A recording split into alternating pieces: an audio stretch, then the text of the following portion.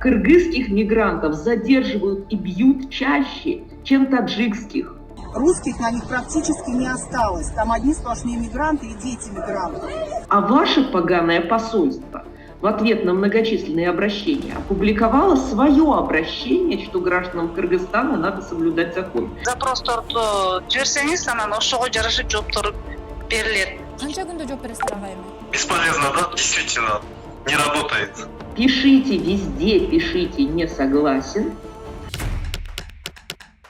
Акыркы апталарда Орусияда мигранттар мыкаачылык менен уртокмокко алынып жатканы кабарланууда.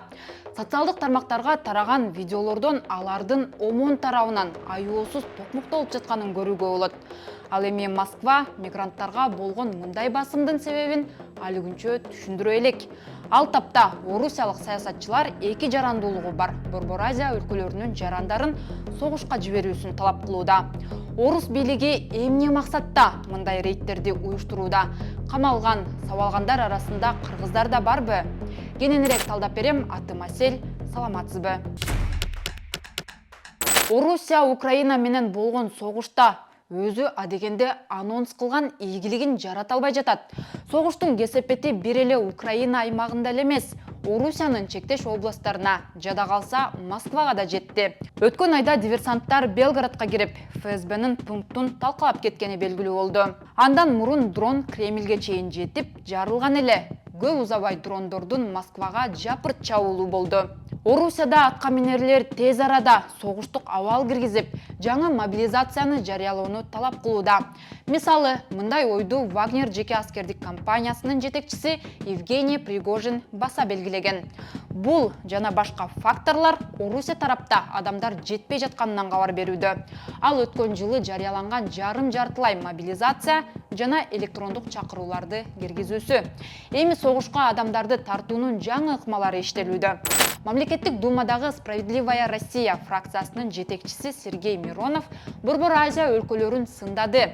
Ал Борбор Азиялыктардын Орус-Украин согушуна катышуусуна жол ачууга чакырууда. Еще в сентябре прошлого года три страны, Узбекистан, Киргизия и Казахстан, приняли решение о том, что если граждане их страны будут принимать участие в специальной военной операции на стороне России, то их будет ждать уголовное преследование в своей стране.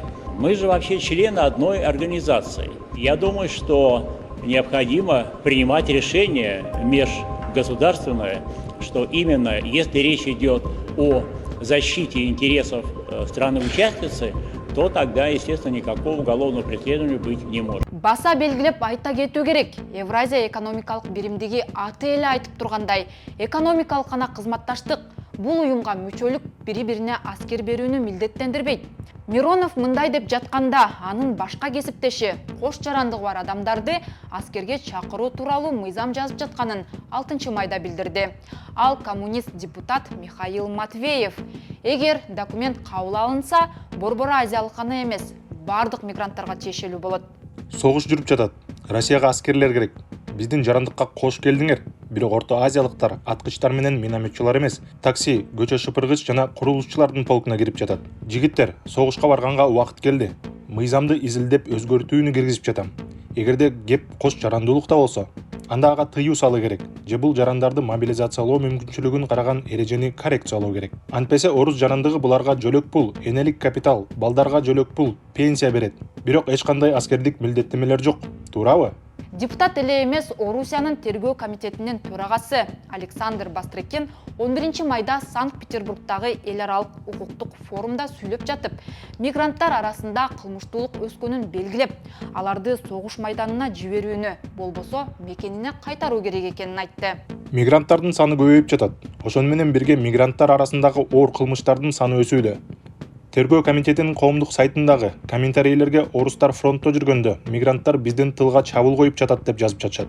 Эгер алар орус жарандыгын алса, анда согушка салалы деп жатышат. Согушка барбайсыңбы? Жарандык милдетиңди аткарбайсыңбы? Анда мекениңе кет. Ошол эле маалда Орусия 2022 жылдын февралында улутчулдарын жок кылабыз деген шылтоо менен Украинага чабуул коюп, чек арасын бузуп киргени так белгилүү. Башында Киевти 3 күндө, анан 1 аптада кулатабыз деген дем эми сууп, Орусиянын өз аскери жетпей, абактардан мигранттар арасынан согушка барчу киши издөөдө. Орус саясатчылары согушта бирге болууга чакырып жаткан учурда Кыргызстандын президенти дипломатиянын тилинде каяша айтты. Садыр Жапаров Чолпон Атадагы Борбор Азия Европа биримдиги саммитинде Украина тууралуу билдирүү жасап, Кыргызстан аймактык бүтүндүк, эгемендик принциптерин бекем карманарын айтты.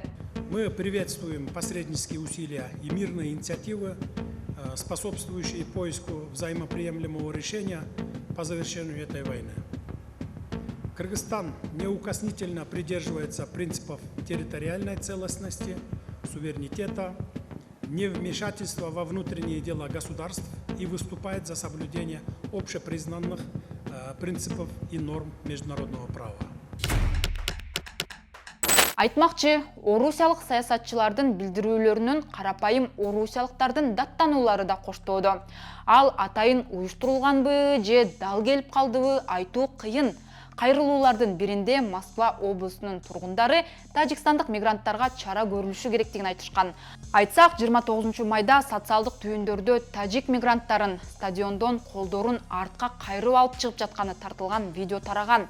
Аларга бейбаштык жана милиция кызматкеринин буйругуна баш ийбеген деген айыптар тагылган. Орус басылмалары мигранттар өспүрүмдөрдү Беловежская көчөсүндөгү мектеп стадионунан кууп, өздөрү футбол ойногон деп жазды. Полиция 49 мигрант боюнча протокол түзгөн.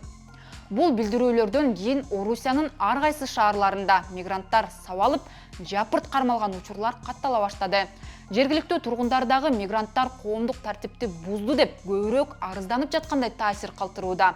Ошентип 30 май күнү эртең менен Москванын Митино метросунун жанынан 150дөн ашуун тажикстандык кармалган. Бир жума мурун Москва облусунун Котельники шаарынын тургундары шаар тажик анклавына айланып, мигранттар Балдар стадионуна отурукташып, коомдук тартипти бузуп жатканын билдирип чыгышкан.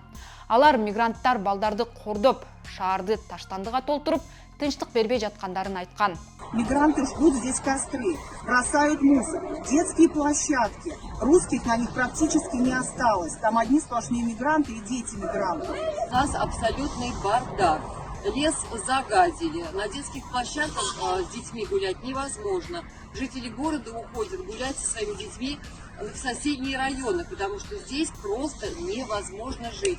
Андан соң полиция рейд жүргүзүп, 100дөн ашык мигрант кармалып, анда жайгашкан мечит жабылган. Бул окуядан бир нече күн мурун Комсомольск-на-Амуре шаарындагы техникалык университетте окуган тажикстандык студенттер 19 майда таңгамал ОМОН согушкерлери жана Орус ФСБ тарабынан сабалган. Алардын документтери, телефондору тартып алынып, жыйынтыгында катуу токмоктолгон 15 киши операцияга муктаж экени кабарланган.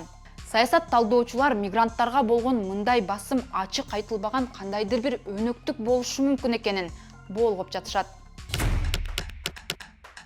Тажикстан жарандарына болгон мындай басымга байланыштуу үн катты. 24 майда Орусиянын Душанбедеги элчиси Семен Григорьев Тажикстандын тышкы иштер министрлигине дароо чакырылды. Анткени менен орус бийлиги мигранттарга басымдын күчөшүнүн себебин түшүндүргөн жок. Жагдай дагы өзгөрө элек. Ал эми мигранттардын укугун коргоп жүргөн Валентина Чупик мындай басым бир гана тажик жарандарына гана эмес, бардык мигранттарга болуп жатканын айтты. Кыргызских мигрантов задерживают и бьют чаще, чем таджикских. Гораздо чаще. У нас таких обращений от кыргызских мигрантов в 1,5 раза больше, чем от таджикских. И плюс еще к тому, граждан Кыргызстана в 2,5 раза меньше, чем граждан Таджикистана. Это означает на самом деле, что в 4 раза чаще задерживают и бьют граждан Кыргызстана. Но только и граждан Узбекистана тоже, и граждан Туркменистана тоже задерживают и бьют. Но только посольство Таджикистана набралось мужества заступиться за своих граждан. А ваше поганое посольство, в в ответ на многочисленные обращения опубликовала свое обращение, что гражданам Кыргызстана надо соблюдать закон. Это каким образом, скажите, пожалуйста, избиение граждан Кыргызстана связано с тем, что они якобы не соблюдают закон? Что, телесные наказания введены? И что, прям по лицу видно, что этот человек что-то нарушил, за это его надо избить? Это, опять же, не про граждан Таджикистана, это про открытость граждан Таджикистана и госорганов Таджикистана к своим гражданам. Атын атағысы келбеген қырғызстандық мигрант азырқы учурда Москвада Кремльге дрон чабуылы болгондон кийин көчөлөрдө текшерүүлөр күчөгөнүн белгиледи. Ал чара көрбөй жатат деп Кыргызстандын Орусиядагы элчилигине нааразы. Москвада, тем более баягы бул Москваны дрондор менен атака кылышып деметишпедиби? Ошол да, например, көчөдө полиция көп аябай ошо текшеришип чала албайсың биздин посольствобочу. Бесполезно да обращаться. Посольствого барсаң, например, киргизбей деле коет деметчи. Записывайтесь онлайн, анан тиги бу деле бирдемкени чыгарып элечи. Бесполезно да, действительно не работает. Мигранттар менен чогулуп, мигранттарга айтып, ушундай болуп атат, мындай болуп атат, например. Россия же закон же тоже постоянно алмап берет да. Өзүң деле ойлосоң, айылдан бала, например, в Москву уехал, 18 лет, школу закончил. Москва келет, эмне кылат ал? Регистрацию где он будет делать? Посредникке барат, посредник акчасын алат, алдайт, там какую-то бумажку левую делает, ошо менен менттер кармайт, анан депорт болот, анан ошентип ошо отделение алып барып ошо орусча сүйлөй албайт, ошо бизге жардам берген жок дешким туурабы? Наша власть ошо посольстволерда эчтеке жок болуп атпайбы маалымат? Ошол эле жанакы, например, согушка барбаш үчүн согушка барбагыла, барсаңар сизди эме камайт үйгө кайры. Ошонун баарын туура маалымат берсе эл дагы эметет да. Билип калат да. Биз Кыргызстандын Орусиядагы элчилигине чалып, сабалгандардын арасында кыргыз жарандары бар жогун сурадык. Бирок алар бизге суроону кат түрүндө жиберүүнү айтып, трубканы коюп коюшту. Мен бир эле суроону жооп берип коюңузчу, анда могу кош эки жарандуулугу бар. Мен сизге айттым, эме жибериңиз деп запросторду жиберсеңиз, анан ошого жараша жооптор берилет. Канча күндө жооп бересиздер ага эми?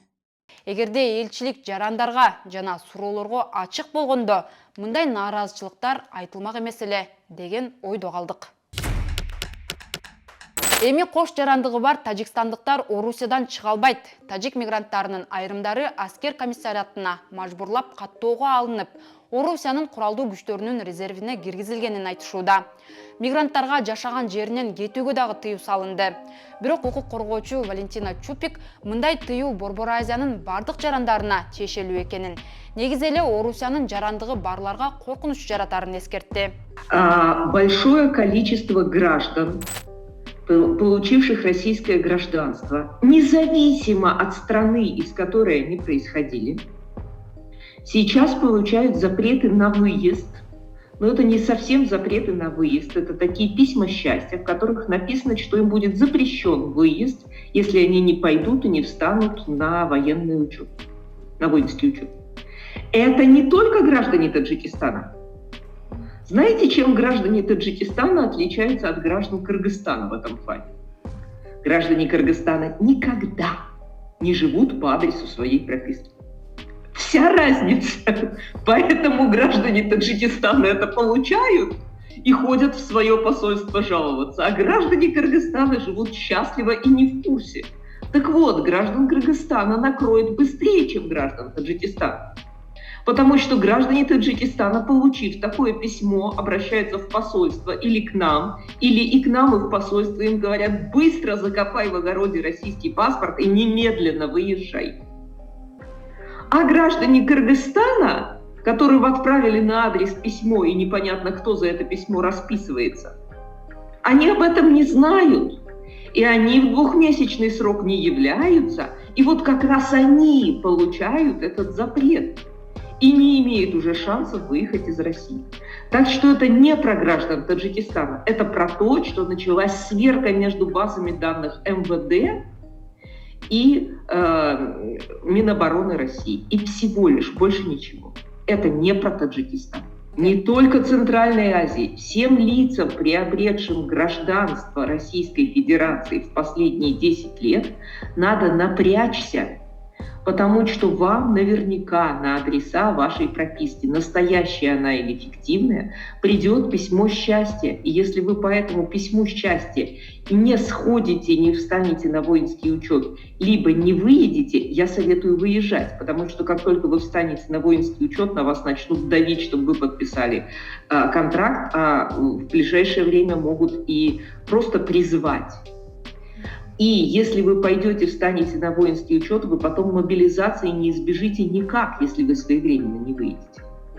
Так что напрячься надо всем. Одновременно кыргызам, синам, японцам и вообще всем, кто приобрел гражданство Российской Федерации в последние 10 лет, потому что идет сверка баз данных. Гражданина немотивированно, как правило, просто за внешность задерживают. Начинают вымогать у него деньги. Если он деньгами откупается, и это деньги недостаточные, то на него фальсифицируют дело о попытке дачи взятки. Если денег он дает много, то его, как правило, немедленно отпускают. Если он денег не дает, то его тащат в отдел, где начинают запугивать и требовать, чтобы он подписал документы какие-то, не читая. Если он подписывает эти документы, то он должен быть готов к тому, что среди этих документов может быть в том числе контракт на добровольную военную службу. И тогда уже, раз он это подписал, его могут передать в военкомат и просто отправить на фронт как мясо. Если человек попадает в отдел, это не значит, что надо подписывать под угрозой. Самая смешная угроза, которую я слышала, это «а то не отпустят до утра». А то убьют, не страшно, да? А то не отпустят до утра, страшно. Ну, еще угрожают депортацией, угрожают проверкой, живет ли человек по адресу регистрации и так далее. Если такие угрозы поступают, то для начала нужно жить по адресу регистрации. Во-вторых, официально работать, иметь патент для тех, кому необходимо иметь патент. Если вы имеете патент и официально работаете, даже если вашей регистрации нету в базе, это не важно, никакой депортации вам не будет. Даже если суд первой инстанции напишет вам административное выдворение, приходите к нам, мы вам бесплатно отменим. Поэтому бояться депортации не надо вообще. 2013 жылы аскердик милдет жана аскердик кызмат жөнүндө федералдык мыйзамга өзгөртүүлөр киргизилип, ага ылайык жарандык алгандан кийин жарандар өз мекенинде кызмат өтөсө дагы орус армиясында аскердик кызмат өтөөгө милдеттүү. Мыйзамда көрсөтүлгөн формадагы чакыруу кагазын алган аскер кызматына милдеттүү болгон бардык адамдарга Орусиядан чыгууга тыюу салынат. Күн тартибинде көрсөтүлгөн күндөн тартып 20 календардык күн өткөндөн кийин аскер комиссариатына келбеген учурда мамлекеттик кызматтар аркылуу эскертүү жөнөтүлөт. Бул эскертүү алгандан кийин жарандардын бир катар укуктары чектелет. Мисалы, кыймылсыз мүлктү сата албай, кредит ала албай калат. 2022 жылдын 21 сентябрында Орусиянын президенти Владимир Путин 300 миңдей резервист мобилизацияланганын жарыялаган. Путин жарым жартылай мобилизациянын алкагында армияда кызмат өтөгөн жана белгилүү аскердик адистиктерге ээ болгон запастагы жарандар гана чакырыла турганын баса айткан. Анын айтымында чакырылгандар кошумча аскердик даярдыктан өтүп, контракт менен иштеген жоокерлер менен бирдей кепилдик алышат. Согуш шарттын карабастан 2022 жылы Борбор Азия мамлекеттеринин ичинен Тажикстандын жарандары эң көп орус паспортун алган. Алардын саны 174 миңге жеткен. Ал эми быйыл 3 айда эле орус паспортун Тажикстандын 45 миң жараны алган. Ушул эле 3 айда 6900 казакстандык, 5400 кыргызстандык, 4600 өзбекстандык жана 912 түркмөнстандык орус жарандыгын алган. Эксперттер Борбор Азиянын жарандарынын орус жарандыгын алуусуна тынчсыздануусун билдирип келет. Бул тенденциянын арты кооптуу болушу мүмкүн экенин айтып, Орусия жарандарды өз кызыкчылыгына колдонуп кетиши ыктымалдуулугунан чоочулайт. Чупик орус жарандыгынын эч кандай пайдасы жок экенин, бул согушка берилген билет экенин түшүндүрдү. Зачем получать российское гражданство? Это не приводит ни к получению пенсии. Пенсию теперь можно получить только если 15 лет отработал в России. Гражданство тут ни при чем. Это не приводит к получению материнского капитала на уже рожденных вне России детей. И на рожденных вне России до тех пор, пока вы не получили гражданство, это тоже материнский капитал не дают. И мужчинам материнский капитал не дают. И декретные платят только в том случае, если вы официально работаете. И пособий не будет вообще никаких, если вы официально не работали. Поэтому российское гражданство – это просто билет на войну и запрет на въезд в нормальные страны. Больше ничего. Не надо получать российское гражданство. Полицияга кармалып калгандан кийин мигранттар эмне кылышы керек экенин Чупик мындайча айтып берди. Не нужно не подписывать, не нужно подписывать, нужно писать «не согласен». Пишите везде, пишите «не согласен», не позволяйте себя запугать, и вас не заставят подписать этот контракт и, соответственно, не отправят на войну. А вот как в общем избежать отправки на войну мигрантам вот с двойным, В общем, с двойным никогда не гражданством? получать гражданство РФ. А если получили... Это главный рецепт. Остановитесь на виде на жительство. Он дает права фактически равные с гражданами России. Единственное, что вы не должны больше, чем на 180 дней суммарно в году уезжать из России. Но поскольку мигранты фактически всегда проводят больше 180 дней в России, тут бояться-то нечего этого требования. Видеого лайк басып, бөлүшүп, пикир жазыңыз. Ошондо бул маалыматты көбүрөөк адам угат, билет, сак болот. Сиздин ар бир реакцияңыз бизге дагы дем берет. Атым Асель, аман туруңуз.